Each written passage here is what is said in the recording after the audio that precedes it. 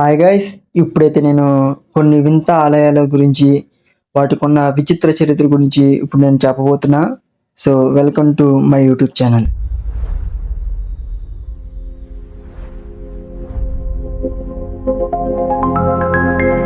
మన ఇండియా అంటే విదేశీయులకు ఎందుకు ఆసక్తి చూపిస్తారో తెలుసా? ఎందుకంటే మన దేశంలో ఎన్నో విచిత్రమైన అంశాలు ఉంటాయి. వివిధ భరిత సంస్కృతి అలాగే సంప్రదాయాలు ఉంటాయి. ఒక్కో స్టేట్లో ఒక్కో భాష, పండుగలు, ఆచారాలు ఉంటాయి. ఇంకోటి ఏంటంటే ఇండియాలో కలర్స్ ఎక్కువ.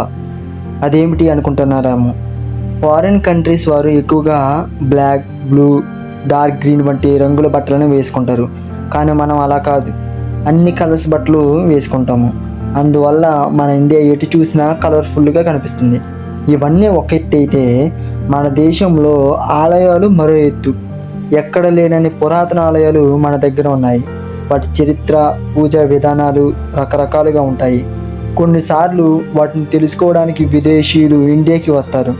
అలాగే యోగా, మనశ్శాంతిని పొందుతారు.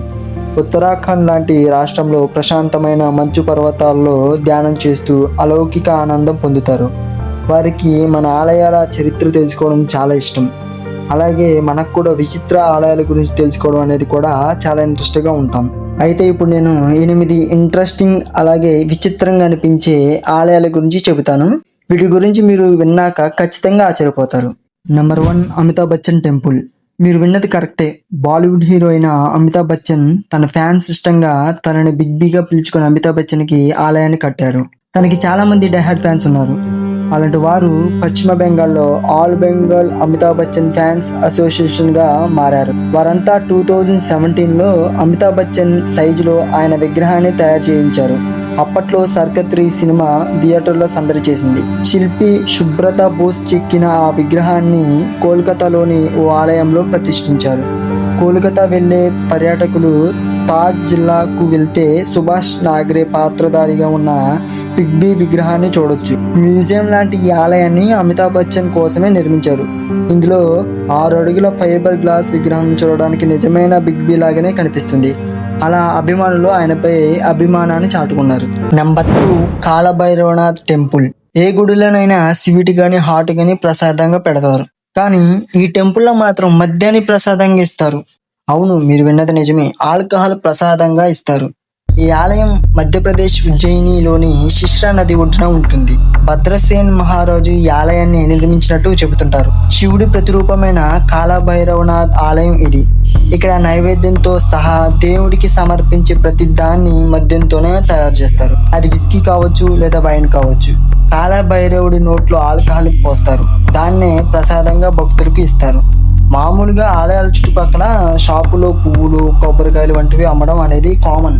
కానీ ఇక్కడ మాత్రం ఏ షాపుకి వెళ్ళినా మందు మాత్రమే అమ్ముతారు. ఈ ఆలయంలో ఓ దీపస్తంభం ఉంది.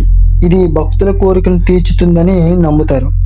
ఇక్కడ కాలభైరవుని పూజించే విధానం కాపాలిక, అఘోర ఆచారాలకు దగ్గరగా ఉంటుంది. And number 3, Kodungallur Bhagavathi temple. సాధారణంగా మనం దేవుని ప్రార్థిస్తాం. అదే ఈ టెంపుల్కి వెళ్తే మాత్రం తిట్టాల్సిందే. ఈ ప్రత్యేకత కేరళలోని కొడంగులూరు భగవతి ఆలయంలో ఉంది. ప్రతి సంవత్సరం ఇక్కడ భరణి పండుగ సమయంలో 7 రోజుల పాటు ఉత్సవాలు జరుగుతాయి. ఇవి మార్చి, ఏప్రిల్ నెలల్లో జరుగుతాయి. ఈ ఉత్సవంలో భక్తులు కత్తులతో ఎంటర్ అవుతారు. తమ తలపై కొట్టుకుంటారు. అప్పుడు రక్తం ప్రవాహంలాగా కారుతుంది. అలాగే నడిచి గుళ్ళోకి వెళ్తారు. భద్రకాళి అమ్మవారిని నానా తిట్లు తిడతారు. తిట్లు మాత్రమే కాదు, భక్తి పాటల రూపంలో కూడా తిట్టి పోస్తారు. అక్కడితో అయిపోదు. పూనకం వచ్చినట్లు ఊగిపోతూ గుడిపైకి రాళ్ళు విసురుతారు. భక్తులలో చాలా మంది మద్యం తాగి మత్తులో ఉంటారు. ఒకప్పుడు ఇక్కడ జంతు బలులు కూడా ఉండేవి. ఇప్పుడు లేవు. ఏటా రాళ్లతో కొడుతుండటం వల్ల ఆలయం దెబ్బతింటోంది. ఇక్కడ పూజ కైంకర్యాలు, కొబ్బరికాయలు కొట్టడాలు ఇలాంటివి ఉండవు. 7 రోజుల ఉత్సవాలు తరువాత వారం పాటు ఆలయాన్ని మూసివేస్తారు. ఈ టైంలోనే రక్తపు మార్కాన్ని శుభ్రం చేస్తారు. నెంబర్ 4, బుల్లెట్ బాబా టెంపుల్. మన దేశంలో సహజంగా విగ్రహాల్ని, ఆవుల్ని, చెట్లను పూజించడం సహజమే. బుల్లెట్ బండిని దేవుళ్ళ భావించడం ఎక్కడైనా చూసారా? ఈ బుల్లెట్ బండికి గుడి కట్టారు. ఈ వింత గుడి రాజస్థాన్ జోధ్పూర్లో ఉన్న పాలిటెన్లోని చోతిలా గ్రామంలో ఉంది. ఇది జోధ్పూర్కి 50 కిలోమీటర్ల దూరంలో ఉంది. ఇక్కడ రాయల్ ఎన్ఫీల్డ్ 350cc బుల్లెట్ను భక్తులు పూజిస్తారు. లిక్కర్ను నైవేద్యంగా తీసుకుంటారు. ఇలా చేస్తే రోడ్డు ప్రమాదం జరగకుండా దేవుడు కాపాడతాడని అక్కడ ఉండేవారికి నమ్మకం. దీని వెనుక ఓ నమ్మలేని కథ ఒకటి ఉంది. ఈ బైక్ నడిపిన బన్నా అనే వ్యక్తి ఈ గుడి ఉన్న ప్లేస్ లో December 2nd, 1988లో జరిగిన రోడ్డు ప్రమాదంలో చెట్టును గుద్దుకొని చనిపోయాడు. అయితే పోలీసులు ఈ బైక్ ని తీసుకెళ్లి స్టేషన్ లో పెట్టుకున్నారు. అయితే తెల్లారేసరికి బైక్ తిరిగి ప్రమాదం జరిగిన ప్లేస్ లో కనిపించింది. షాక్ అయిన పోలీసులు మళ్ళీ బైక్ ని తీసుకెళ్లి ఈసారి గొలుసులతో కట్టేసి పెట్రోల్ కూడా తీసేశారు. అయినా ఆ నెక్స్ట్ డే ఈ బైక్ ప్రమాదం జరిగిన ప్లేస్ లోనే ఉంది.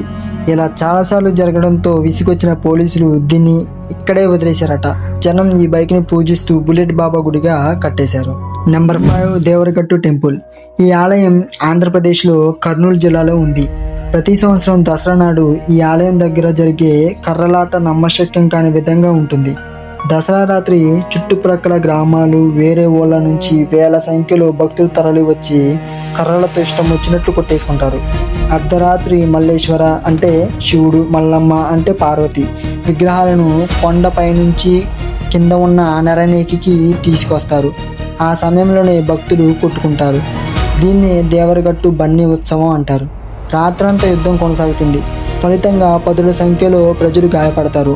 ఆ నేలంతా రక్తంతో తడుస్తుంది. ఇక్కడ అనాది కాలంగా ఈ ఆచారం కొనసాగుతుంది. గవర్నమెంట్ ఈ యుద్ధం వద్దని వారిస్తున్న స్థానికులు ఆపట్లేదు. తమకు ఏమీ కాదని, ఆ పరమేశ్వరుడు తమను కాపాడతాడని స్థానికులు బలంగా నమ్ముతున్నారు. విజయనగర సామ్రాజ్య పాలనలో ఈ ఉత్సవం మొదలైంది. దీనికి 100 ఏళ్ల చరిత్ర ఉంది. పురాణాల ప్రకారం ముక్కంటి ఇక్కడ మణి, మల్లాసుర అనే రాక్షసుని కర్రలతో కొట్టినట్లు చెబుతారు. అందుకే స్థానికులు కూడా ఏటా దీని విజయదశమి నాడు దీన్ని నిర్వహిస్తారు. Number 6 visa Balaji temple. మీకు చాలా మందికి తెలిసిందే, విదేశాలకు వెళ్ళాలంటే వీసా ఖచ్చితంగా కావాల్సిందే. ఎవరైనా విదేశాలకి వెళ్ళాలి అనుకుంటే ఈ వీసా బాలాజీ ఆలయానికి వచ్చి వెంకటేశ్వర స్వామిని దర్శించుకొని తమ కోరిక చెప్పుకుంటే దాంతో వెంటనే వారికి వీసా వచ్చేస్తుందని భక్తులు చెబుతారు.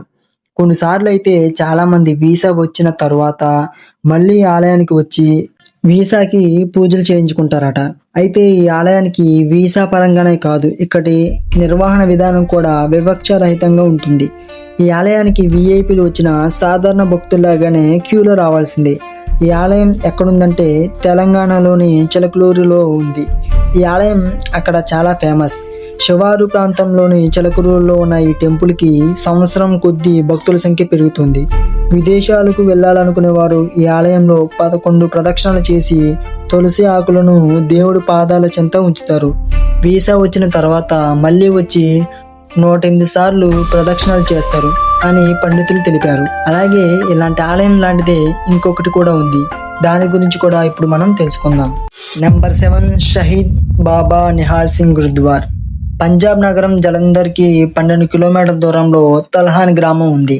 ఇక్కడ 150 ఏళ్ల చరిత్ర ఉన్న షహీద్ బాబా నిహాల్ సింగ్ గురుద్వార్ ఉంది. ఇది కూడా వీసాలకు ఫేమస్. ఇక్కడ కూడా వీసాలు కావాలనుకునే భక్తులు బొమ్మ విమానాలను ఇష్టదైవానికి సమర్పిస్తారు. అందువల్ల ఈ గురుద్వారాను విమానం గురుద్వారా అని పిలుస్తారు.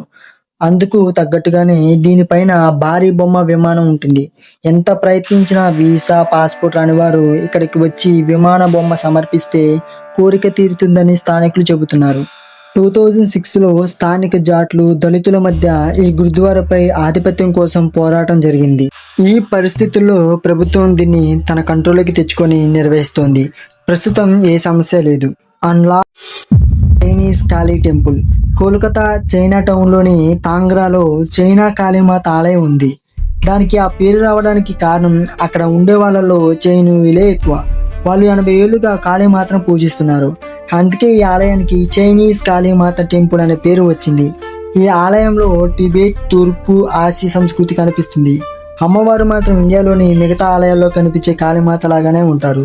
మనమైతే అమ్మవారికి నైవేద్యంగా ఈ పులిహోర, స్వీటో పెడతాం కదా. చైనీయులు నూడిల్స్, చూప్స్ ఇలాంటివి పెడతారు. అదే ఈ ఆలయం స్పెషాలిటీ. వాటినే భక్తులకు ప్రసాదంగా ఇస్తారు. ఈ ఆలయం చుట్టుప్రక్కల అంతా చైనా ప్రజలే ఉంటారు. కానీ వారు ఆ ఆలయంలో భారతీయ సంప్రదాయాలన్నీ పాటిస్తారు. చెప్పాలంటే వారు అటు చైనీయులుగా ఇటు భారతీయుల్లా వ్యవహరిస్తారు. ఈ ఆలయంలో చైనాకి సంబంధించిన ప్రత్యేక అగరబత్తుల వాసన వస్తుంది.